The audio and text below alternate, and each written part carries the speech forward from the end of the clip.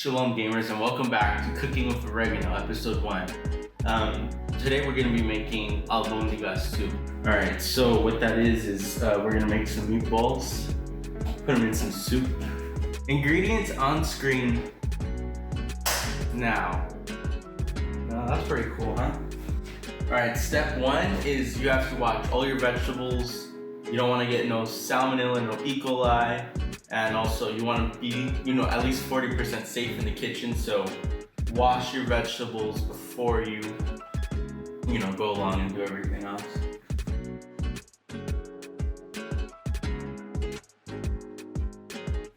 You can pretend you're a mob boss shaking down your vegetables for money to pass the time.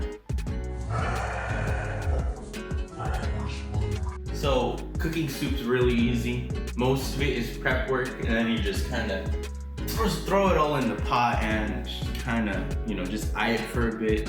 And you can leave it to cook. The longer it cooks, the better it tastes. That's why, a lot of recipes call for you to cook for a long time. Now, what I'm gonna do is prep all the vegetables, starting with the bell peppers. I'm gonna dice them really small. That way they can kind of, sweat out in the pot. And you don't want really big chunks of bell pepper. You want nice big bits in your soup, So I'm gonna dice them up nice and small. I got 1 green, 1 red, 1 orange. So first part is I'm gonna cut off the stem. Also, then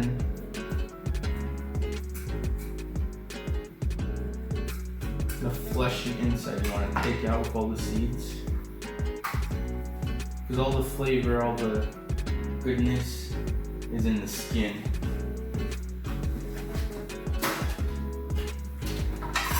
I don't like when people say, cooking's fun, it's relaxing. It shouldn't be. If you're doing it right, you should be stressed out. Take those stems and just throw it into the garbage. Now dice them up real fine because you want little bits. Like I was saying, little bits.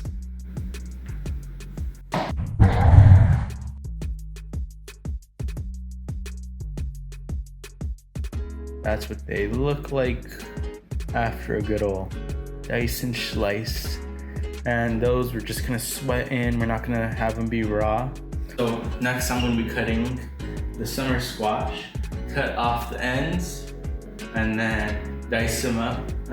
Cube them up into nice cubable chunks because you're gonna be, spooning them into your mouth. So you want nice spoonable chunks. They didn't have summer squash, they only had Italian squash. Again, another strike towards saving more. They're very close to creating my knife.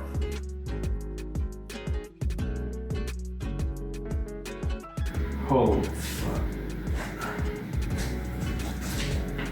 Next, you want to dice up your carrots into little spoonable pieces again, little silver dollars that big. Or you can have them be, a bit chunkier, longer pieces. All depends how you want. I prefer little spoonable bits as I'm eating.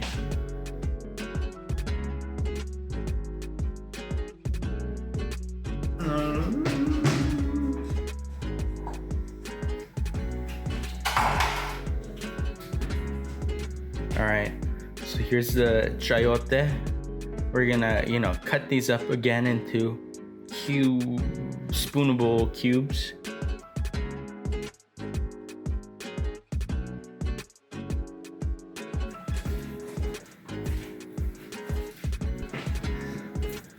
So now, now you want to dice these up again into, stay with me this time, small spoonable cubes. So now we're gonna just slice and dice some of these.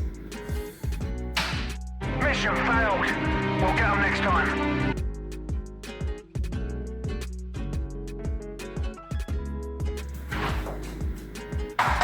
Aren't you guys happy? All we have to cut left is the cilantro.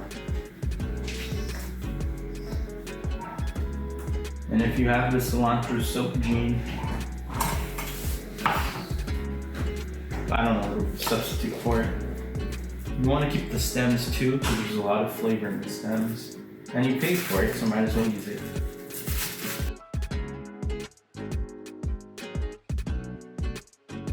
Now we're getting into the albondigas portion of the soup. What you're gonna want to do is get a metal bowl. In the metal bowl, you're gonna want to put in 1 cup of rice. You're gonna want to put in half of your cilantro in there. 1 cup of rice so far. We got 3 pounds of ground beef. 2 tablespoons of Italian herb.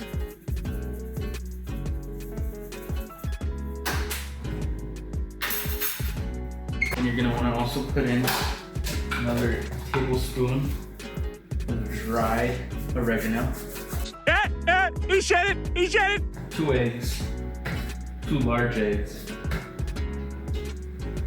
You're gonna want to put in 2 tablespoons. No, 1 tablespoon of olive oil or some sort of neutral oil.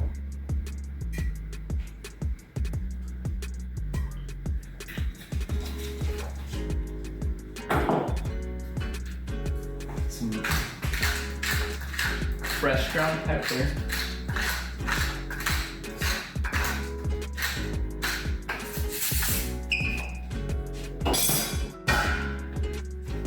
Some fresh salt. You can also add 3 cloves of garlic and some and about 1/4 of an onion in here if you want for flavor, but for dietary restrictions I am omitting it, but I do suggest you add it if you can.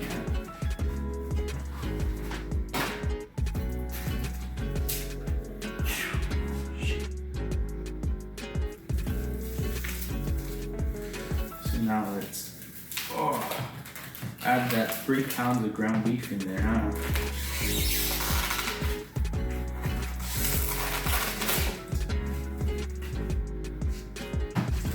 Get your hands in there and kind of mix everything together.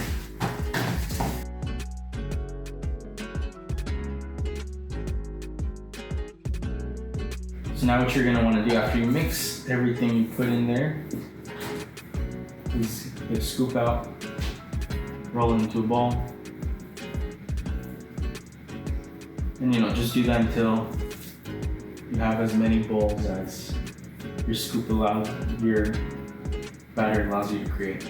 So now, all we're gonna want to do is sweat out our bell peppers first in the warmed up pan. That way you get a little brownage in there, and after that you're gonna want to add your water and like some seasonings to the broth that I'm going to tell you to add.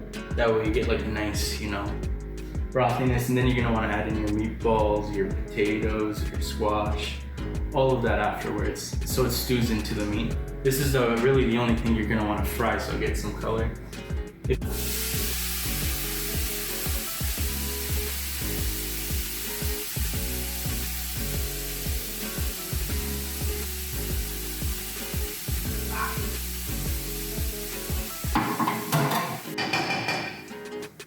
Now, as this is cooking, to help draw out some moisture, I'm going to add some salt. Now that everything's all sweated out, guys, you guys want to add some water to the pot, and after that, add all the other vegetables and meatballs too.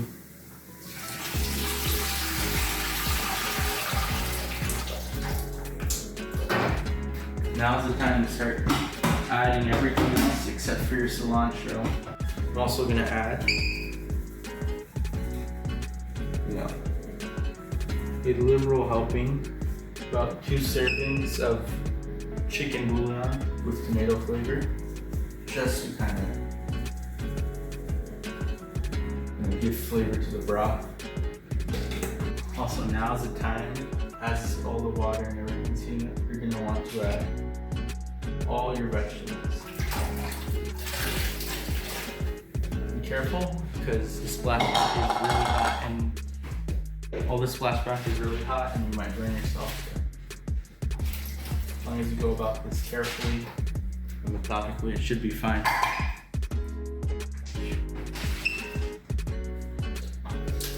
Remember, add all your vegetables now, except for your cilantro. That's an herb, but it's something that we fried before. Now, after you add all your vegetables, you're gonna want to add your meatballs. Just gonna put them in, and you know, they might start losing their shape. Kind of push them back together, and then put them in. You're gonna add in 2 cans of tomato sauce.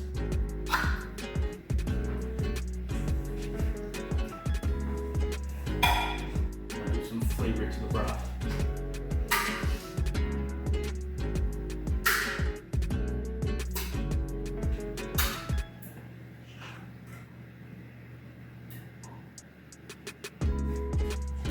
Now we're just gonna let it cook, guys, and I'll see you in a bit so we can taste the final product. Oh, let's just get one last close-up of the soup as it cooks. Oh, it smells great. All right, let's close this.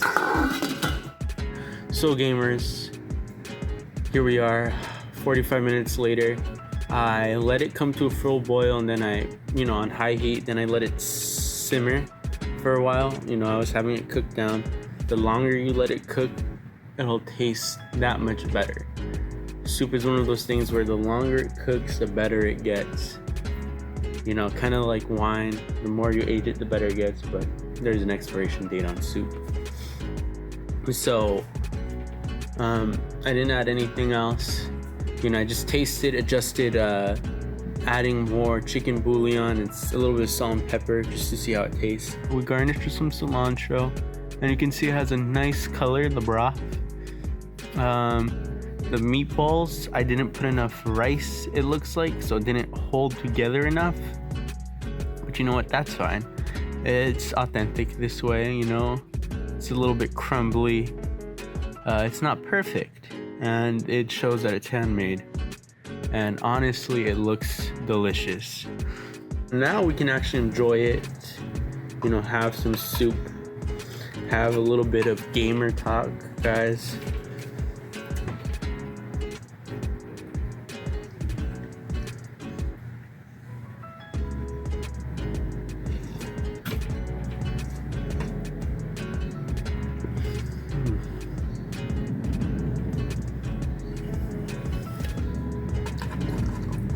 Oh, it's really good, guys. It's no grandma's soup. I know. Grandmas have their own tips and tricks, but it's pretty good. The only thing I wish is I could leave it for longer, cook it for longer, but I have to eat eventually. That's so good.